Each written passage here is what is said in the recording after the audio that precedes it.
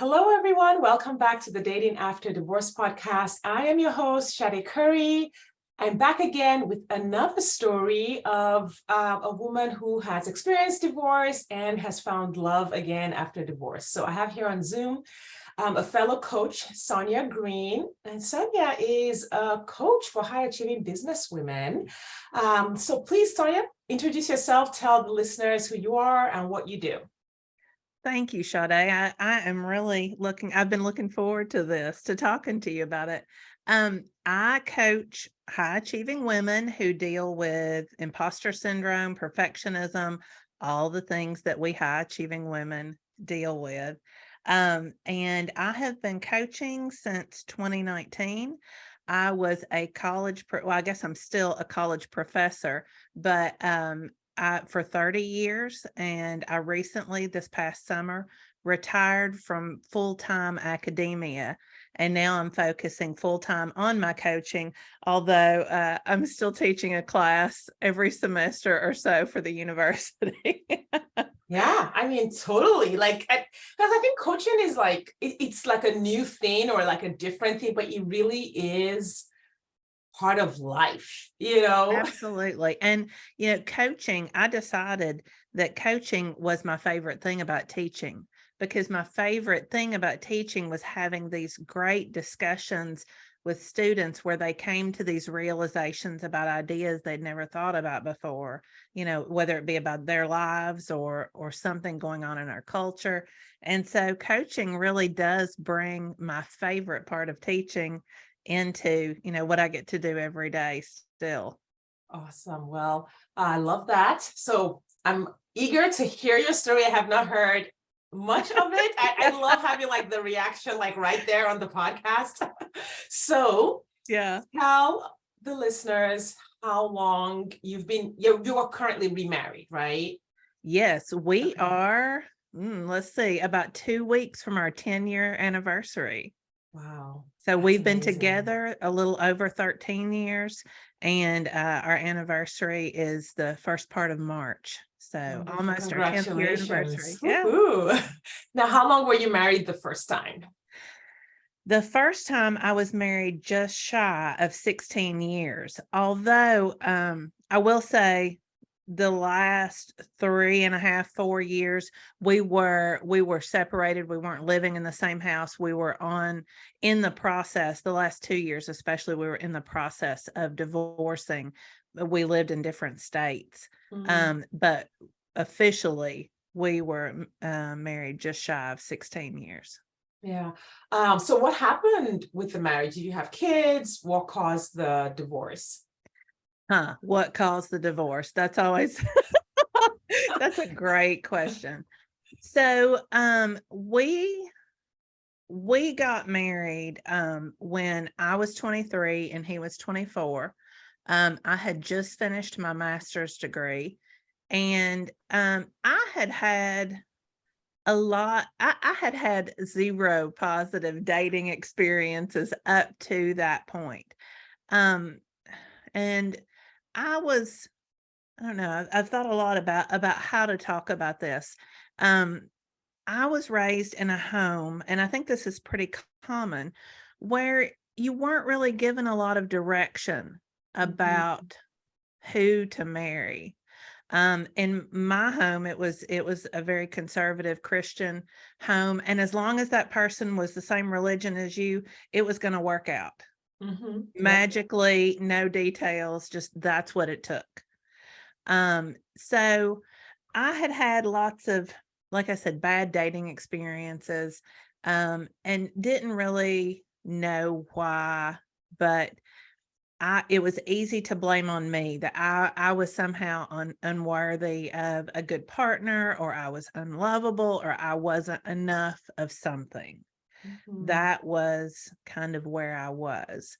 And so when I met my first husband, um, he was like head over heels. I hung the Mm. moon in his eyes. And while was like, I was never giddy in love with him, Mhm. I in fact, I consciously remember deciding I can be content with this because Mm, he loves me. He thinks I hung the moon. He will never cheat on me, which is something that I mhm. had had several experiences with boyfriends that were that had cheated on me. And so I thought, this is, he wants to marry me. This is what it takes. Yeah. So when you Um, say I can be content with this, obviously you had like either a red flag or something that just wasn't we inspiring or we were very different. We and I don't mean any of this in a negative way. I mean, he is a super nice guy. mhm, But if you talk to friends of mine, you know, post divorce, they were all like, I really thought it was weird that you married him because y'all don't mm, have a lot in common. You're not interested in a lot of the same things. You're just, socially very different. mhm. Um, and I knew that at the time. But at the time that I was deciding to marry him, nobody questioned my decision to do so. Yeah. Nobody acted like it was out of the ordinary. So, I just thought, well, uh, this will work, and I can be content with it. I don't Yeah. need to be deliriously happy. I don't need the rom-com or Disney princess version. Yeah, yeah. And I wonder if some of that was even like the narrative, the cultural narrative, especially in conservative Christian circles, is that like as a Yes. woman, you get married, like that's the dream. That is the Yeah. ideal, is you get married, you have kids, and then you have that perfect Yeah. picture. And if you were on track for that, even if people have, well, I don't know if this is going to work or if this is the right fit to them, it's almost like, and I heard this when I was in those circles, was that the marriage was more important than the people in the Yes. marriage. I don't know if you ever heard that like Yeah. sentiment. Yeah. Yeah, and it's easy to look back now and go, 23, what were you thinking? You were a baby. Yeah. But, yeah, and I was not on the motherhood track. In fact, I said I wasn't gonna have children. My plan had always been to go on and get my PhD and Mhm. be a college professor and get into administration. And, I had lots of career dreams, um, which he was on board with. In fact, in many ways, I was more career motivated than he was. And so I, he wasn't going to take away from those. He was going to let me do what I wanted to. So it Mhm. just seemed like, well, he wants to get married. He loves me. It's a safe marriage, which was a Mhm. huge thing. And, when you're 23, you don't believe you're just a baby. You believe you're a grown Yeah. up ready to go. And lots of, people my age were married or getting ready to get married. So I didn't want to miss the boat. Right. Oh my goodness. Yes. Missing the boat. Yeah. Yep. Yep. Like as though all the men on the face of the earth was suddenly going to disappear. Exactly. Yeah, I And remember that feeling. yeah. And, there's also one thing that I've thought about a lot over time is this whole cultural idea that there is one person for you. Yeah. And I, this was the one who wanted to marry me, so it must be the one. Yeah. If I give this up, then Right. I'm gonna Especially be since you'd had all those experiences before, right. in when They you're were clearly thinking not the one. they were clearly not the one, but like it's the bird in the hand syndrome. Like, Yes. what makes me think I'm gonna find another one this good? Yeah. Yeah. Yeah. Yeah. So we got married. We were about 3 months into the marriage. He had I really don't know how to describe it, but he had an experience with a woman he worked with. It was not a physical affair, but Mhm. it was enough of an emotional bond that he went to our minister and talked about it because he, I guess, was tempted to cheat. And the minister, you know, in I guess doing what he thought was best, told him he needed to talk to me about it Mm. and tell me about it. And for our marriage and where I was in my thought process, and this is like 30 years ago. So thought work is Yeah. not even available to me, just my past experience. When he told me that, the main reason I married him was Mm. because he was safe. He loved me. He would never cheat on me. And we are 3 months married, Yeah. and he was at the point of cheating. And my world just fell apart. I Mm. started building a wall up between the two of us, and it was me. I was building the wall. Mm. Um And so our marriage really started disintegrating 3 months after it started. Even though we went on to Yeah. have 2 children, um, I was I'd changed my mind about children, um, but I was trying to fill a hole Yeah. too. And Yeah. so I thought, that maybe they would help to fill that. And nothing was going to fill that, right? I didn't even Yeah. know what the hole was at the Right. time. Or maybe not even that it was there. Yeah, right, Yeah. right. And so when did you realize that this isn't going to work? I mean, obviously you kept it going for 15, 16 years or 13 years. There were Like about what 12 years where things were going along okay, Mhm. um, but I was the adult in the marriage. I was the one who held everything together. At the time, like, at I'm trying to think where we were in the marriage when I did go back to get my PhD. We had both of the kids they were 3 and 18 months when I decided to go back when I started my PhD. And at that point, I really needed him to pick up some of the load. Mhm. Like I remember saying, "Can you take over paying the bills?" I had always done all of the financial stuff. I had always done I I had always done the heavy lifting Yeah. um in the marriage, and I needed help. And I remember he tried it for 2 months and he was like, "This is just too stressful. I can't do it."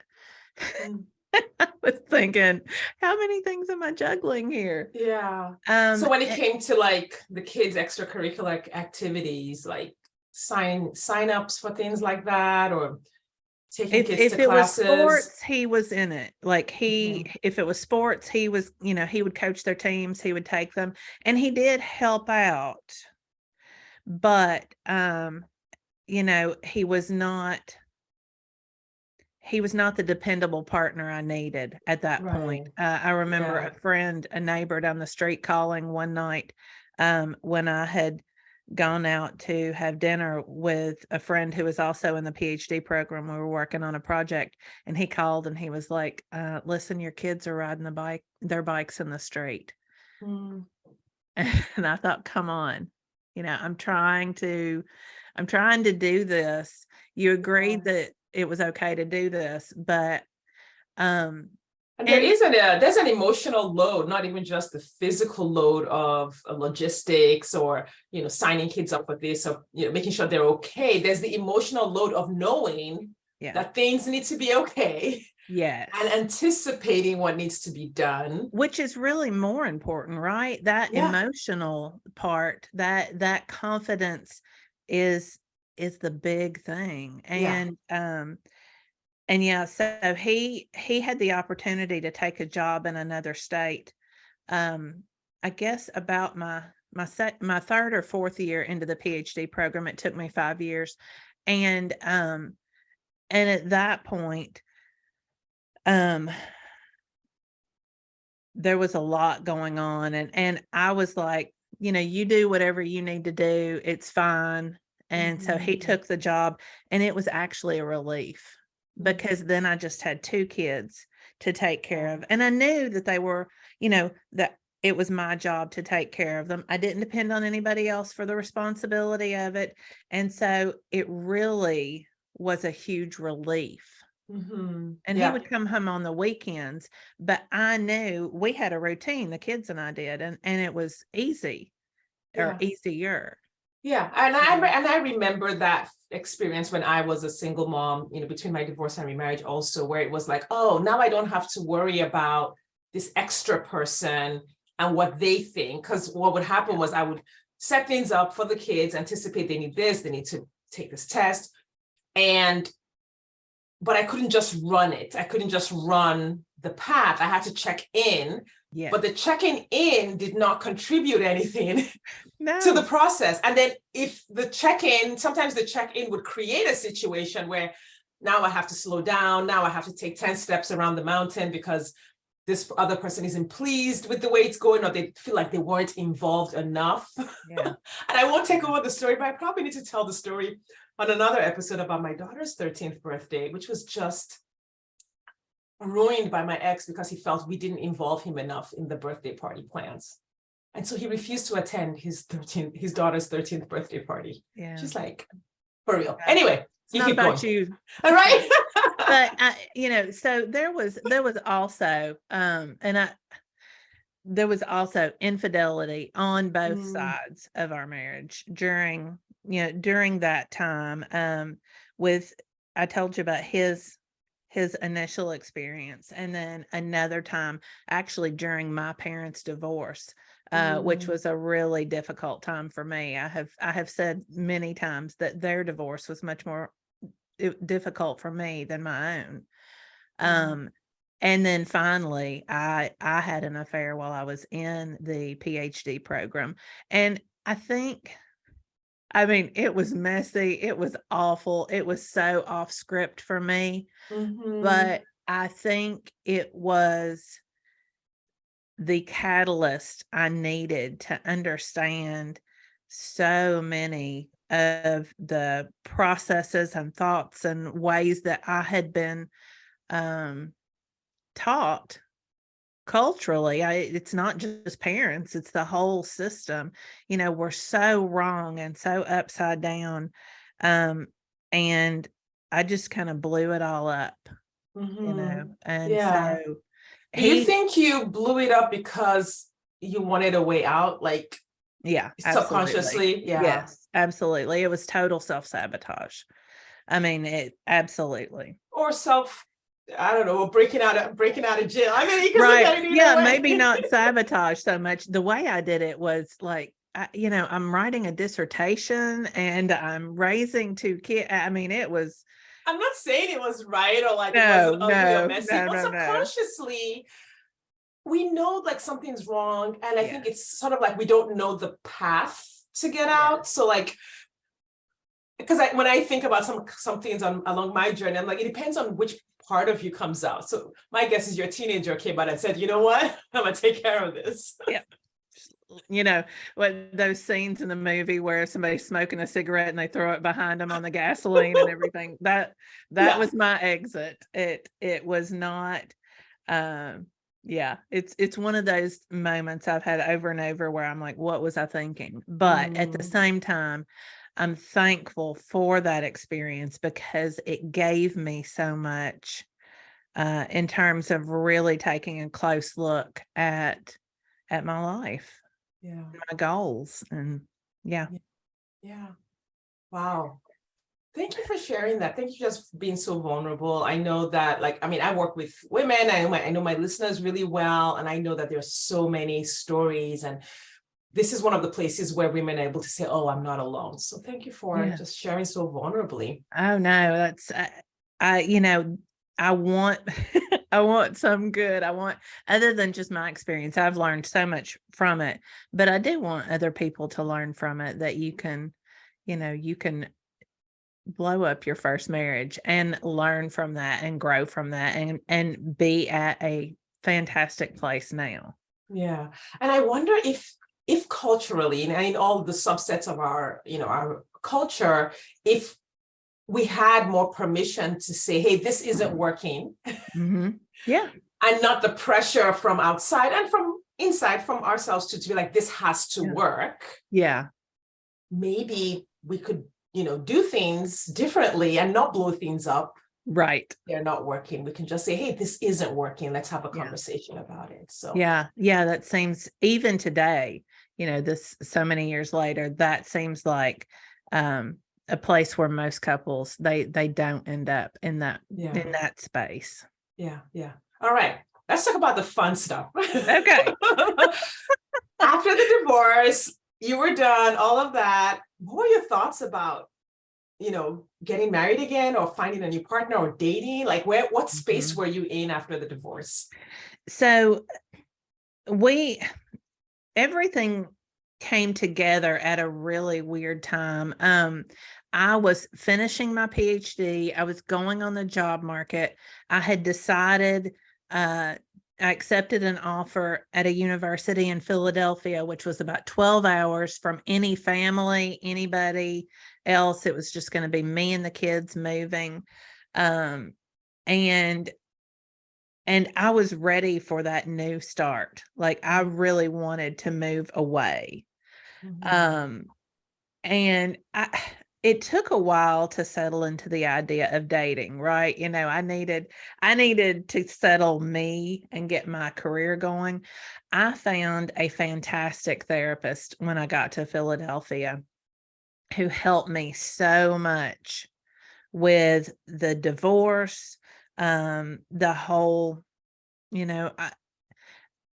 there were a lot of things, as with any divorce, people in your life who are no longer there because of your divorce, family members who are not happy with you, even if they're there, there's still, the shame and there's all of that. a lot of loss in that one event. Yeah, there is. And so it took a while. But I remember in a session one day with her, she said, why don't you make a list of the things you might like in a partner? And I was like, what? A list? Like, she said, yeah, like all of the things that you would want in a partner. If you decide to start dating again, you need to know what you want. And I thought, well, what does that have to do with it? Don't you just find somebody who's interested in you? Well, someone who's interested in you could be really bad for you. I learned that. Didn't work really well the first time, did it? So I did. I made a list. In fact, I pulled it up because I still keep it all these years later. I've kept it and I've returned to it at various points just to kind of, check in. Yeah. But do you have it with you? I do. Share some stuff that's on it? Sure. I've got 17 of them, so I won't share them all. But, and a lot of these things, of course, are in reaction to my first partner. But one of the things that I have on here is someone whose cup is half full rather than half empty. Yes. Somebody who's comfortable in his own skin and doesn't need me to complete him. Those are just a few of the things. And it's funny, I have must-haves and I have would be nice on the list. And but it was just in itself the most liberating experience, because I never realized that that's how relationships should be working. And in a way that seems, here I was, 37, 38 years old. It seems like that's something I should have learned at 15. I mean, should have, yes, but where does one go to learn it? That's the question. It's like almost no one is taught unless you have examples or you get a chance to experience those relationships that work in that way, or someone explicitly has the conversation with you. Nobody knows this stuff. And that's my children know this stuff. They really do, because because it was so enlightening and so freeing. to me to make this list and think, okay, I get to go out and decide. I can say yes or no, or, whatever. Yeah. That was one of the most liberating experiences. And it's not even that I dated very much, because I didn't. But just having that and knowing that I got to decide was the most Yes. empowering thing that happened to me. So Yeah. if you're a woman who's, deciding that you want to date, whether it's before divorce or after, I think making a list of what's really important to you is Mhm. the key. Yeah, and owning that you decide. I think Yeah. there are some narratives in the culture about the woman being chosen. Being Yes. chosen is like this prized situation, but like you get chosen by a narcissist, and you'll be like, wait. So you get to decide, and I think it's part of Yes. just owning our own selves, owning our own lives, Yes. and knowing that we have an equal say in whether or not this relationship is good for us or not. Absolutely. Yeah. Yeah. So I did that, and I think I shared with you this with you earlier, but I went on this was like 2009-ish. So dating websites were, I don't know how long they'd been around, but I went on one of them for literally about 3 hours. I did my profile, I put it up there, and it was like whoosh, all this stuff came in, and I thought, I cannot do this. And so I closed that account down and never looked at that again. And that story is common. Lots of women are like, oh my God, I got 30 messages, and it can feel overwhelming, but a lot of that is also the story behind, that overwhelm. Like, what do you think Well, and you I were will thinking? this is one thing I had forgotten, but as I was thinking about this to prepare for it, I remembered out of all of those, they were all like, "Ooh, I love your dimples," and all these, kind of creepy, sleazy feeling comments. Uh-huh. But there was this one guy that seemed really nice. And I don't know why, I don't remember anything about that, but I just remember, oh, he seems normal, like he seems nice. Mhm. And so I looked up his Facebook profile, and he was married. Whoa. Or at least on his Facebook profile he was. And so I was like, I am done, not Yeah. interested in this. Yeah. You know what's interesting about that is, and I empathize with that experience. Like, you have all these people messaging you, and then half of them are scammers, and then the other quarter are married, and then the other quarter don't seem compatible. Mhm. And I think, but we have a thought error about it, as though somehow the dating app is creating a situation where you're surrounded by men but you're surrounded by those men anyway.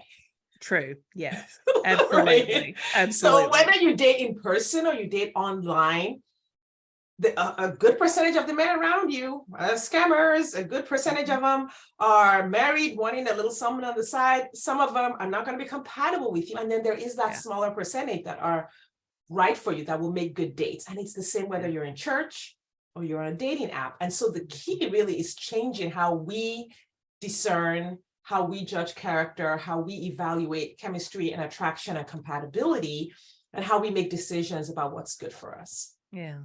Yeah. Well, the truth is my husband reached out to me on Facebook. So, So dating it app did light. it did. Yeah, exactly. But we had started going to school together in the 8th grade, and we had probably not spoken 5 words to each other the whole time we were in high school. But he reached out one day, and uh and we just started talking, and I was very resistant at first because I was living in Philadelphia. He was living, close 12 hours away. Mhm. So, and also he was actually going through his divorce. And so I was like, there's lots of things don't seem Mhm. right about this right away. And I thought I was being mean to him. He laughs at that. When I say that I was being mean to him, he was like, I don't know that you could be mean, but but And I thought I was blowing him off, but he, was very persistent. And so the more we talked, there was definitely chemistry between us. And we talked not long at all, about a month. And he was like, I need to come up to Philadelphia to see if this is real or not. Mm. And he did match he did tick off a lot of the boxes.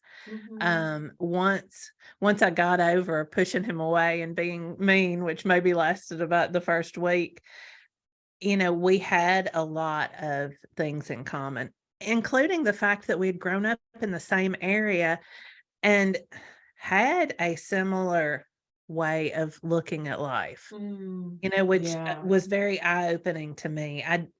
I think I had discounted that. I wanted to move away from home. As soon as I graduated high school, I moved away and kept moving kind of further away. And, for the first time, I'm like, this is home. And that your hometown was home. Well, not necessarily. He was living much closer to home than I was. He was living just about 30 minutes from where I had grown up. And although he had lived far away too, he had lived internationally. He was in the Air Force. And so, he had experienced life away from home. He wasn't just stuck in that mindset. He had a much broader mindset. And I think that the fact that we both shared those experiences of knowing what home was, moving away from it, and then deciding what we appreciated about it and what we liked about it was more important than I realized at the time. 100%. I mean, like with working with my clients, I've had to look at what the elements of attraction and what really creates chemistry and what are the elements that make for a really good long-term relationship, and similarity is one of them. As much as we'd like for that not to be true, where you can marry someone, you can marry anyone, and opposites you can attract. and similarity is not always like you grew up in the same town or you're of the same culture, the same ethnicity or religion. It's just that the things that matter most. And that's going to be different for different people. Yes. Like you can have two people grow up in the same household, but the things that are important to each sibling are different. Yes. And each person has to find someone else for whom the same things are the most important things. So I talk to my clients about core values. I was like, your core values are not the same as your culture. This is something that's inside of you. You have to go inside and understand your core values. And like, you might like an international lifestyle, but what is it about an international lifestyle that you like? It's not just the international lifestyle, it's the values around it. Yes. And my clients hate it because like I'm making them think really hard and look inward, and they're like, this sucks. I'm like, but you have to know so you can find someone that has the same thing. Absolutely. And that, we have looked at our core values across, even during our marriage, because core values, they can shift from time to time. And we share those, humor is very important to us. We're both very dry humor people. And so that was one of the ways that we clicked.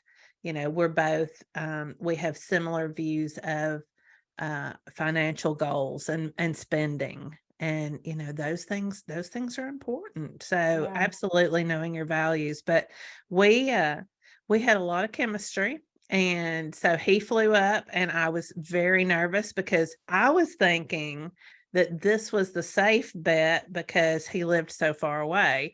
And he was like, I need to see if this is worth investing time into. So about 5 weeks after we started talking, he flew up for a weekend. It was a long weekend. And the rest is history. Yeah. So and when you have that overlap, some of my clients call it being on the same wavelength. When you're on the same wavelength, it's like, and that doesn't mean that we haven't had troubles and problems along the way. Of course. We blended a family. Between us, we have 6 children. And they're yours, mine, and ours. Okay. We we got pregnant when we were both 40. I got pregnant when we were both 41. We had Mm. no intentions of having a new baby at 42. I mean, at that point, our youngest was 6, and the oldest, she was 20. Ooh. So, baby was not really in the vocabulary, but he has been the glue that brought everybody together, Mm. so I'm an only child. I love our big, loud, noisy, funny family more than anything in the world. The older I get, the Yeah. more I love it. The kids were a lot of them, several of them were over for the Super Bowl this year, and it was just, I just, I love it. I Yeah. love having You them have a all new being. grandbaby too. I do. We have 2 grandchildren, and I call all of our kids our kids. Hmm. I don't really think about who's a step and who's a half and who's a, whatever. So technically, it's my husband's oldest daughter, who Hmm. who has both girls. But I love them both. I Yeah. couldn't love them anymore if they came from my children. They're just a lot of fun, and I enjoy Yeah. it. Now, how many of the children live together? Like how many were in the house during your marriage? Just in terms of the blending and what was that like? Yeah. So it's changed from time to time. I had my son was 10, and well, I guess he was 11, and my daughter was 9 when we moved back to Nashville. Oddly, a few days before my husband first reached out to me on Facebook, my daughter had been after me a while. She was like 8 at the time, to move back closer to home Mm, because um, we didn't see family, we didn't have that connection. yeah. And so I had found a position at a university in Nashville like 3 or 4 days before he reached out to me and had applied for Oh, it. And so I wow. got that job, and we moved that summer back to Nashville, which is about 2 hours from our home. And I've lost my place. What was I We were talking talking about about? blending your Oh, yeah. family. So when we moved down there, they were about 9 and 11. And his boys were 3 and 5. So they were young. And then his daughter was in high school at the time, but she lived away and didn't really have a lot of contact with him at the time. So his boys continued to live with their mom, Mhm, and we've always lived within an hour and a half of them, so we could go to ball games, so we could do things with mhm, them. They were at our house every other weekend for weeks in the summer. You know, mhm. we tried to blend the kids doing activities growing up as much as we could, Right. What because a we great had idea. Christmases together. That was always. Christmas is still today. It's not the 25th of December. It's whatever day we can all Get get our together. calendars together and Yes. be in the same place, which gets more challenging as they start dating, and they have Mhm. their own lives and all of that. But we worked really hard at that, and that was probably blending our families and being on the same page as parents has probably been the hardest part of bringing Mhm. all of it together. It's not for the faint of heart. Oh, I hear you. I hear you. Yeah. Yeah, yeah. I read somewhere that it takes 7 years for a family to start feeling like a family when it's a blended family. Now, of Yeah. course, I mean a lot of it is our thoughts and how we feel and our expectations. So the higher your expectations, kind of like the harder, Yeah. the more you have acceptance and a willingness to let everyone be who they are, that it's a little bit Yeah. easier. So of course it's across the board, but yes, it's not a straightforward, okay, we got married, we moved in together. It's not like the movies. No, it is not. It is Yeah. definitely not. It's worth it. Um, Absolutely, but it is real work. Yeah. Yeah. I recently watched a Swedish television show called Bonus Family. It's Uh-huh. it's in Swedish, so you have to use the closed captioning, but it Uh-huh. was really a very real portrayal of blending a family. And I loved how they brought all of the um, extra relationships together. So, you had one couple that had a divorce, another couple that had a divorce, and then, you know, two people from those couples came Yes. together, but then they also followed the stories of the exes and how they had romantic relationships and how the kids moved in between the homes as they, I think it was about 5 or 6 seasons. So it really did show the kids as they grew up a little bit. Yeah. It was really good. I was like, oh, this is such a realistic portrayal. So listeners, check out Bonus Family on Netflix. I really think if you're blending a family or thinking about blending a family, that's a good Yeah. show to And check you out. have to, you have to give that space to the ex, whoever they are, because they are not going to play in your Yeah.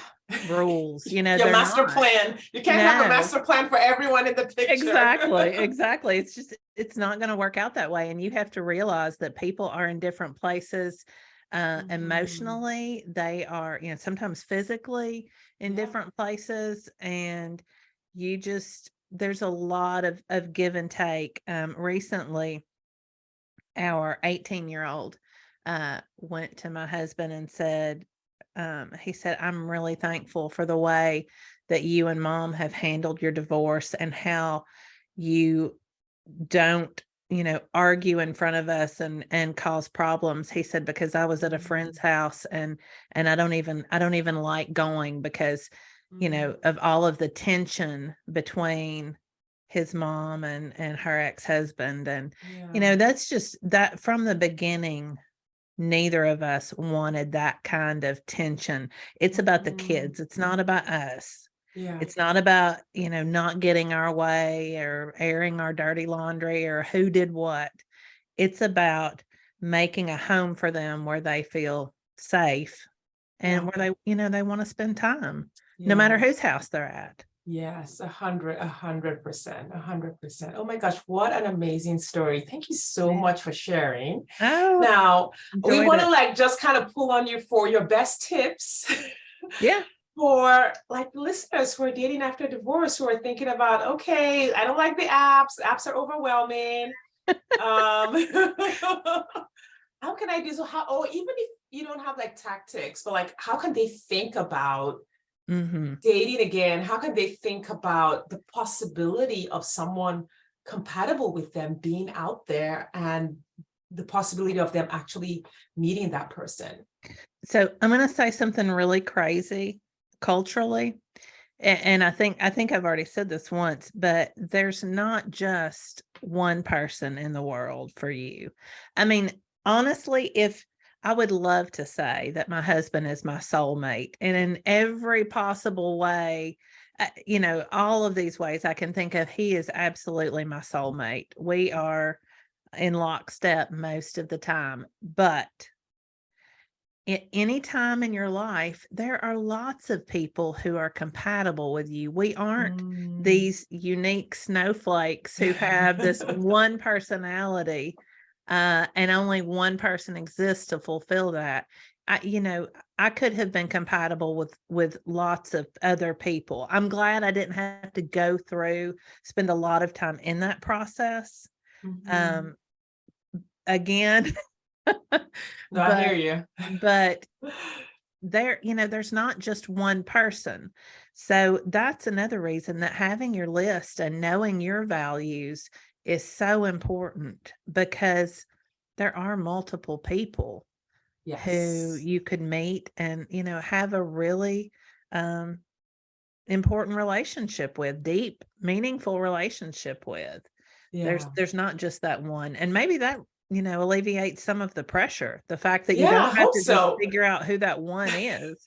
Yeah, and Because there's nobody that's going to be 100% no. overlap with you where No. everything is 100% lockstep. There has to be enough of it in the right areas for it to work. And then the rest of it Yes. are things that you work out, Yes. assuming that there's, the basic safety, honesty, transparency in the relationship.